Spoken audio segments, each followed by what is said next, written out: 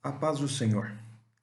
Que Deus continue abençoando o seu lar, sua família, protegendo e guardando nesses dias ainda de confinamento. Eu sou o pastor Felipe Xavier e este é o estudo bíblico da Igreja Presbiteriana de Paraguaçu Paulista. E hoje daremos continuidade ao nosso estudo sobre a perseverança dos santos. Nós temos desenvolvido já esta temática há alguns encontros e hoje nós pretendemos dar um encerramento trazendo aqui algumas implicações, algumas aplicações sobre como esse tema se aplica ou ele deve ser compreendido dentro de aspectos da vida prática. Pois bem, falado que a perseverança dos santos possui o significado daquela sustentação que Deus concede àqueles que Ele, o Pai, predestinou, aquelas pessoas por quem o Filho morreu e, portanto, estão justificadas, e também aquelas pessoas em quem o Espírito Santo habita e é, portanto, o selo e a garantia de que este projeto salvífico de Deus será conduzido em triunfo até o seu objetivo, que é apresentar a Igreja de Jesus ao próprio Cristo como noiva do Cordeiro e também trazer aí a conclusão da obra de Jesus, conforme já planejado desde os tempos eternos. Se nos é lícito entender eternidade e temporalidade como conceitos que são possíveis aproximar. Pois bem, nós vimos o significado da perseverança dos santos, nós vimos como essa perseverança dos santos se aplica à doutrina da Trindade, e hoje nós vamos ver como essa perseverança dos santos se aplica ao tema do pecado, que é uma das formas de se questionar exatamente a pertinência da doutrina da perseverança dos santos. O que, portanto, aqueles que sustentam esta doutrina, que afirmam que essa doutrina é bíblica, o que eles têm a dizer a respeito do pecado atual? Não, nós já falamos a respeito do pecado original, da culpa do pecado, da natureza do homem pecador, mas e sobre o pecado que acontece no nosso dia a dia? Como é que esta perseverança dos santos, essa doutrina, se aplica à doutrina ou combina ou não combina com a doutrina do pecado, da doutrina bíblica do pecado? Vamos ver. A perseverança dos santos não isenta o salvo das tentações. Mateus 26. Abra sua Bíblia em Mateus 26, versículo 70. Mateus 26, 70. Ele, porém, Pedro, vou ler a partir do versículo 69, só para nos contextualizar sobre quem o texto está falando e em que ocasião ele está falando. Ora, estava sentado Pedro fora do pátio, ou no pátio, e aproximando-se uma criada, lhe disse: Também tu estavas com Jesus, o Galileu. Ele, porém, o negou, dizendo de todos. Ele, porém, o negou diante de todos, dizendo: Não sei o que dizes. Versículo 72. Ele negou outra vez com juramento: Não conheço tal homem. Versículo 74. Então ele começou a praguejar e a jurar: Não conheço esse homem. E imediatamente cantou o galo. Se deve se lembrar que trata-se esta passagem do ato de Pedro negar Jesus, conforme o próprio Cristo já havia profetizado. E Pedro havia insistido que não incorreria neste pecado. Ocorre, todavia, que Pedro foi tentado e Pedro negou. E a grande questão que se coloca é se este pecado gravíssimo fez com que Pedro perdesse a sua salvação. E a resposta é não. Pedro, embora tentado, ou seja, não está isento da tentação, embora tenha pecado, ou seja, não está isento de pecar, ele ainda assim foi salvo. Por quê? Porque o Senhor o sustentou. Como na outra passagem está escrito que o diabo havia pretendido cirandar com Pedro e Jesus havia intercedido ao Pai em favor de Pedro. E é exatamente nisso que consiste o trabalho de Jesus. Fazer com que aquelas pessoas que são tentadas, que sejam tentadas, uma vez salvas e uma vez objeto da intercessão de Jesus, eles não podem cair desta posição de graça. Por quê? Porque elas são sustentadas o tempo inteiro com Jesus. Porém, no que diz respeito à nossa vida prática, a verdade é que esta intercessão e essa obra de Jesus não nos isenta de sermos tentados e de eventualmente cairmos em tentação. Por isso a oração do Pai Nosso: não nos deixes cair em tentação, porque se trata realmente de uma possibilidade. Segundo lugar, o que acontece quando os salvos cedem à tentação? Ou seja, quando eles caem, quando eles pecam. Não no sentido de cair da graça, mas no sentido de pecar. Primeiro, eles incorrem no desagrado de Deus. Segundo Samuel, capítulo 11, versículo 27. Segundo Samuel, abra sua Bíblia em 2 Samuel, capítulo 11, versículo 27. Segundo Samuel, capítulo 11, 17. Nós estamos a falar sobre o pecado de Davi.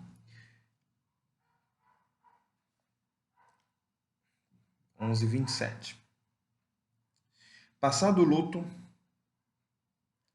Davi mandou buscá-la e a trouxe para o palácio. Tornou-se ela sua mulher, que é Batseba, e lhe deu à luz um filho. Porém, isto que Davi fizera foi mal aos olhos do Senhor. O pecado continua dentro de sua especificidade como um ato contra Deus, ele continua desagradando a Deus, seja cometido por um crente, seja cometido por um ímpio. A resposta aqui, o que Davi fizera foi mal aos olhos do Senhor.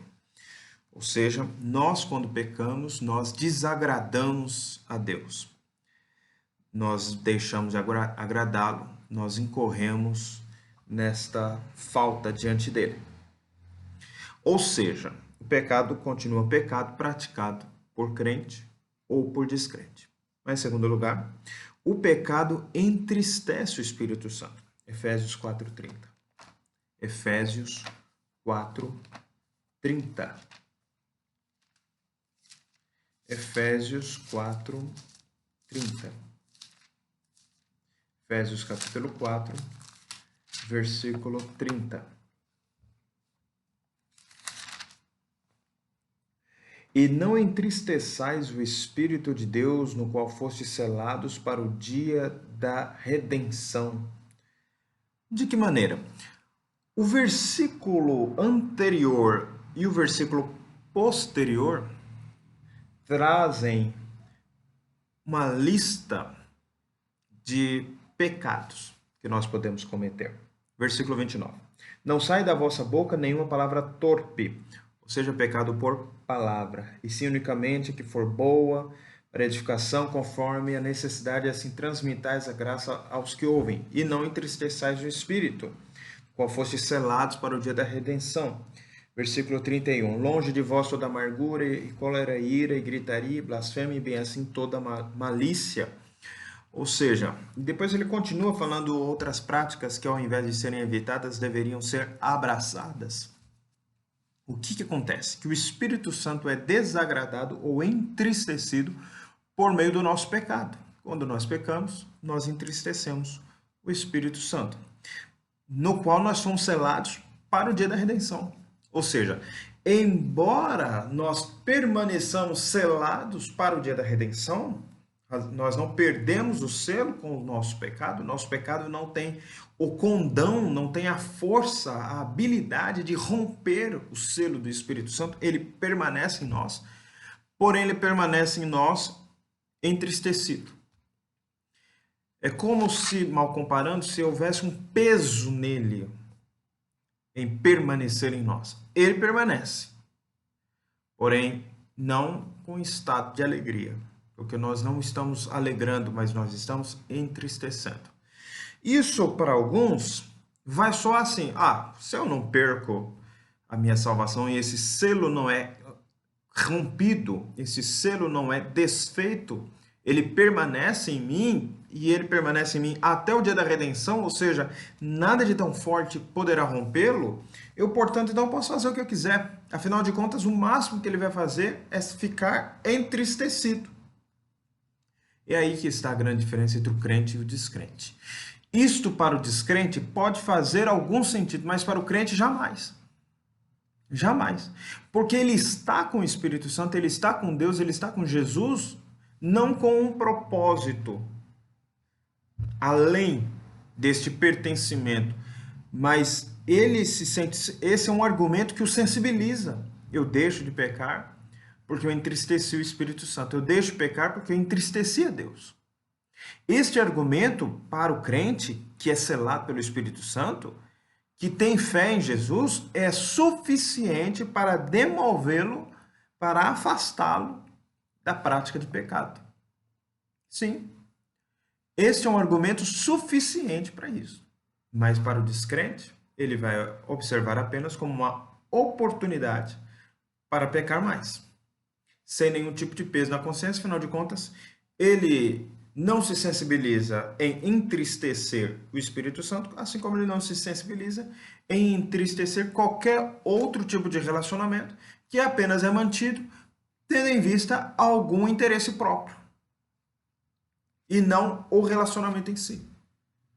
Quando um filho não ama um pai, ele não teme desagradá-lo quando ele vai apenas entristecer-se. Ele apenas teme desagradá-lo por medo de uma sanção punitiva, por meio de um castigo, por meio de uma privação de algo que ele usufruta, de algo que ele usufrui.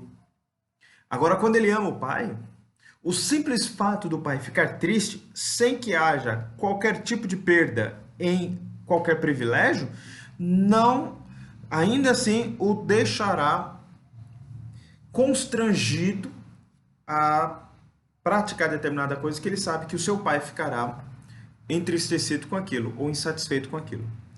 Por quê? Porque o amor é um vínculo suficientemente forte para afastá-lo daquela prática. Da mesma forma, saber que o Espírito Santo se entristece com o nosso pecado, na vida do crente deve ser suficiente para afastá-lo de uma vida de pecado. Aliás, esta orientação pastoral de Paulo já é exatamente uma estratégia do próprio Deus e do próprio Espírito Santo que inspira esta palavra para procurar afastar argumentativamente, argumentando, convencendo o crente a não viver uma vida de pecado. Mas, continuando. O que acontece quando os salvos cedem às tentações e pecam? Eles são privados das graças e do conforto de Deus. Desta graça, em especial, do conforto de Deus. Salmo 51, versículo 8, versículo 10 e versículo 12. Salmo 51, versículo 8, versículo 10, versículo 12.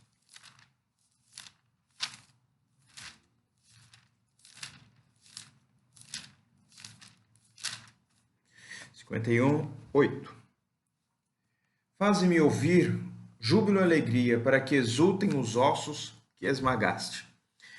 O pecado faz com que os nossos ossos sejam esmagados dentro de nós. Ele drena as nossas forças, ele drena a nossa energia, ele drena o nosso júbilo, ele drena a nossa alegria, ele nos coloca para baixo. O pecado na vida do crente. O que mais? Versículo 10. Cria em mim, ó Deus, um coração puro e renova dentro de mim um espírito inabalável. O espírito daquela pessoa que peca fica abalado com o seu próprio pecado.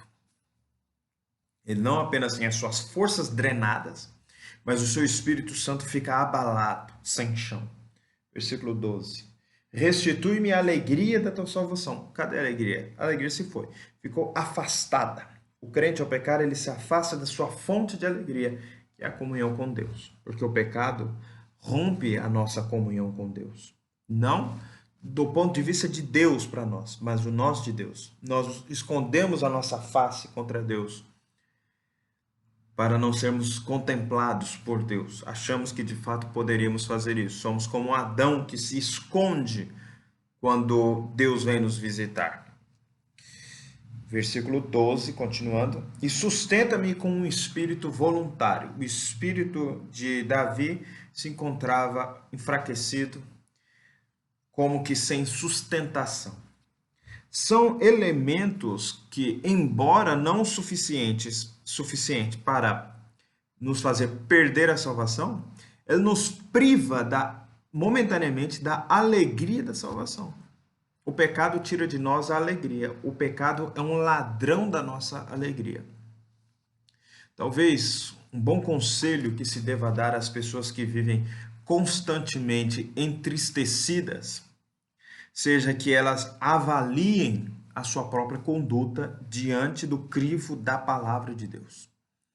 Nós somos uma geração que rejeita a alegria, a tristeza, perdão, como o mal supremo e abraça a alegria como a suprema virtude. E assim, quando nós vemos algo que tira a alegria, eventualmente nós queremos substituir por algum remédio, por algo que preencha o nosso tempo, por algo que preencha o nosso coração, quando na verdade o que nós precisamos fazer é um rompimento com o pecado que está drenando a nossa alegria, que está roubando a nossa alegria. Isso inclusive na vida do crente.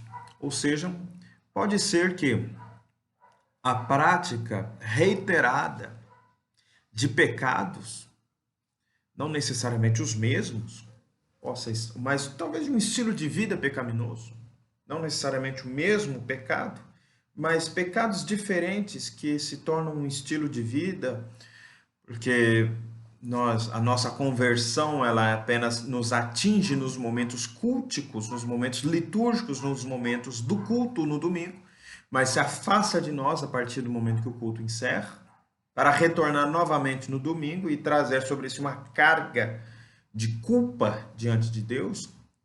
Nós podemos nos afastar deste ladrão da alegria, tendo uma outra forma de vida, um outro estilo de vida, tendo o pecado não como uma rotina, mas como um acidente dentro da nossa rotina. Ou seja, nós temos uma rotina de uma vida piedosa ou uma rotina de uma vida de pecado, e aí o pecado aqui é um acidente, e aqui a santidade ou a piedade seria um acidente. Ou seja, sabendo que o pecado é um ladrão da nossa alegria, embora ele não nos tire, ele não nos prive da graça da salvação, ele nos priva da graça da alegria da salvação. Isso aconteceu para Davi, isso acontece conosco.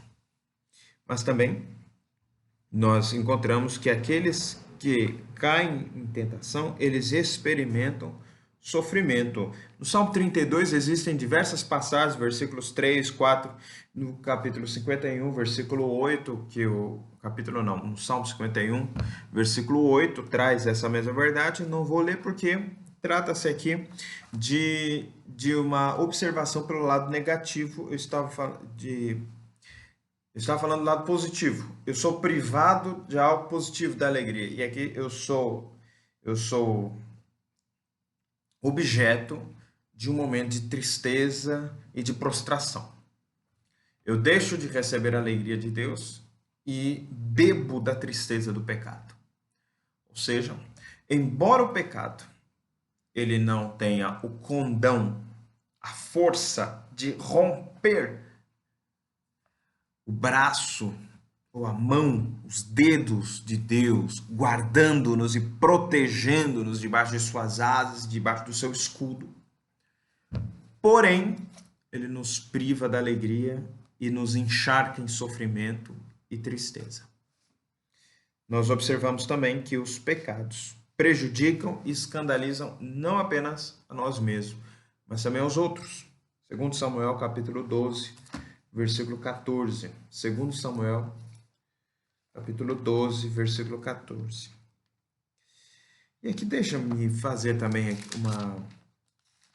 um parêntese, que enxergo bastante oportuno, que é o seguinte: às vezes nós somos levados por por um pensamento animista, por um pensamento neopentecostal, de que os males que acontecem na nossa vida, eles devem ser exorcizados, mas não refletidos, mas não pensados à luz das Escrituras. De modo que uma pessoa tem uma determinada prática de pecado, essa prática de pecado gera um rompimento com outras pessoas, por exemplo. Ele tem a prática de mentir, tem a prática de ser precipitado, e aí gera uma série de problemas de relacionamento. Por exemplo, para citar alguns. Para citar apenas alguns tipos de pecado. Por exemplo, a pessoa amargurada e tal. Aí às vezes ela vem buscar a ajuda do pastor. Vem buscar a ajuda de algum irmão da igreja, um líder de grupo discipulado, professor de escola dominical. E aí ele vem pedir um aconselhamento bíblico. Ao chegar no aconselhamento bíblico, ele ouve, ele é confrontado às vezes de forma velada, porque a pessoa ela não assume que ela é uma pessoa cheia de amargura e isso está dificultando o relacionamento interpessoal dela. Então, qual que é a atitude que ela espera? E às vezes ela não recebe e ela reclama de não receber, ela se ressente disso. Que é o seguinte, que o pastor ore, que os irmãos da igreja orem para transformar aquela pessoa que, vítima da minha amargura, vítima do meu pecado, ela não quer se reconciliar comigo. E às vezes eu quero que se expulsem os demônios que têm atrapalhado o nosso relacionamento. Não são os demônios que têm atrapalhado o nosso relacionamento. É o meu próprio pecado. É a minha própria atitude. É minha própria amargura. É minha própria língua comprida que fica descontrolada. Não é o demônio que precisa ser exorcizado dos meus lábios. É eu que preciso pôr vigias. E o salmista ora por isso, para que eu não fale palavras torpes, palavras que trazem um rompimento nos relacionamentos. Ou seja, não é simplesmente exorcizar os demônios do pecado, mas eu reavaliar o que tem provocado em mim um estilo de vida pecaminoso. O que está no meu coração que tem exercido sobre mim um domínio e uma fascinação que, na verdade, está no lugar que deveria ser o lugar de Deus.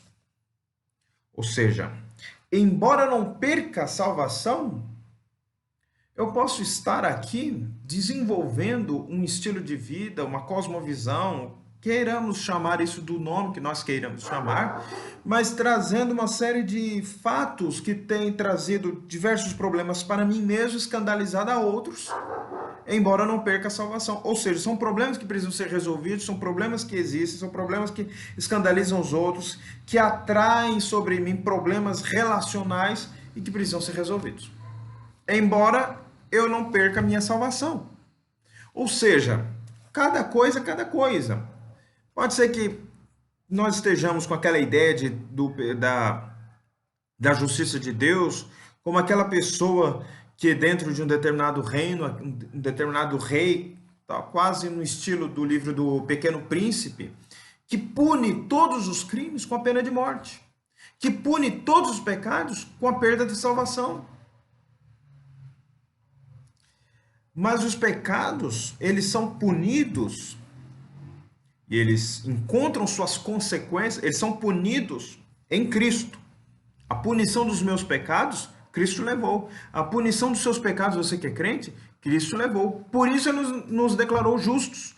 Por isso ele nos absolveu. Por isso ele, para você que estuda direito, para você que é um operador do direito, e vai saber isso com bastante propriedade, por isso ele declarou extinta a punibilidade. Não existe mais punibilidade porque Jesus levou a punibilidade. Nossa. Levou, está paga, a penalidade foi sofrida. Não tem mais o que sofrer em termos de penalidade eterna do pecado. Porém, a partir do momento que eu peco com minha língua e afasto as pessoas de mim, esta consequência ela não é removida pela minha confissão a Deus.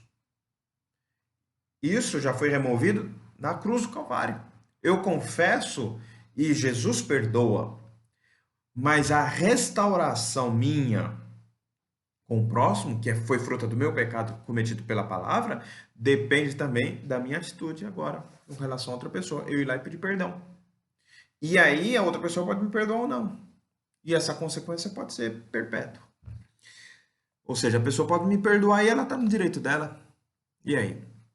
A gente ora para afastar o demônio da vida dela? Tá vendo como isso é uma questão problemática? Como isso é uma situação difícil? Aí a gente faz uma corrente de oração, aí a gente faz uma semana de oração, aí a gente faz uma campanha de oração para mudar o coração da pessoa que foi ofendida pelas minhas palavras. Tá vendo como isso precisa ser repensado?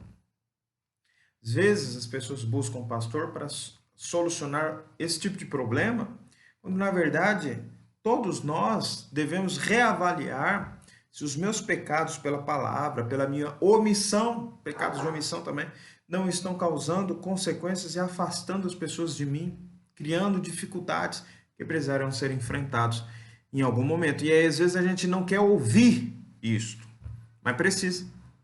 E a gente pode se confrontar à luz das escrituras que nós temos estudado, à luz dessa doutrina, o que eu posso mudar neste sentido. Segundo Samuel, capítulo 12, versículo 14. Segundo Samuel 12, 14.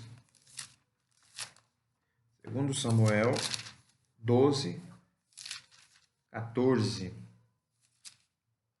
Mas que, posto que com isto, deste modo, e a que blasfemassem os inimigos do Senhor, também o filho que te nasceu morrerá. Está falando aqui também a respeito do pecado de Davi, que havia sido descrito por ele próprio no livro dos Salmos, no Salmo 51.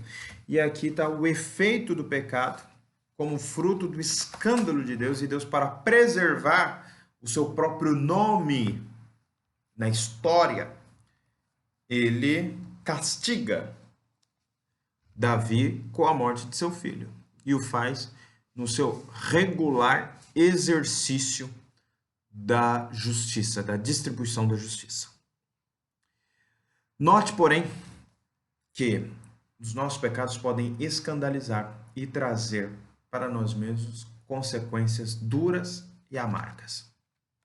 Razão pela qual, embora nós não percamos a salvação, nós devemos sempre refletir sobre as vantagens e desvantagens do nosso pecado atual. Confessá-los, abandoná-los, voltar-nos contra eles, contra estes pecados, e assim viver em novidade de vida, mudando o nosso estilo de vida. Que Deus assim te abençoe. Nós encerramos hoje essa doutrina sobre a perseverança dos santos. Na semana que vem entraremos no outro assunto também doutrinário e importante para a nossa vida prática. Vamos orar? Senhor, nós te suplicamos a tua bênção para a tua igreja, para a pessoa que está nos assistindo, seja da nossa igreja local, seja de outra igreja local, que a tua bênção, Senhor, permaneça sobre sua vida. No nome de Jesus, nós te suplicamos, Senhor, a tua presença no meio do teu povo, nesse momento de crise e também quando esse momento passar. No nome de Jesus oramos. Amém. Que Deus te abençoe. Até o nosso próximo encontro.